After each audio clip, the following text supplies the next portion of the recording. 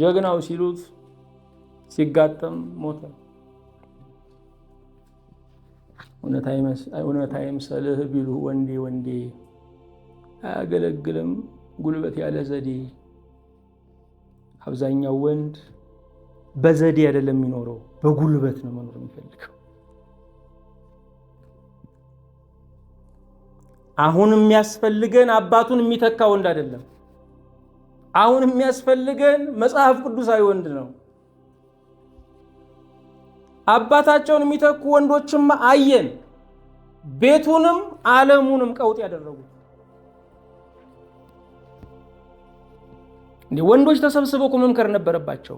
እስካሁን የምናስተዳድረው ዓለምን እኛ ነን። ለምንድነው ዓለሙ እንደዚህ የሚታወቀው? ለምንድነው ዓለም እንዲህ የሚረበሸው? ችግራችን ምንድነው መባባል ነበረባቸው። የተባበሩት መንግስታት ድርጅት ስብሰባ ላይ ወንድነት መገምገም ነበረበት። ምኑ ጋ ነው ያጠፋ ነው? ምኑ ጋ ነው ስህተት የሰራ ነው ባል ነበረበት።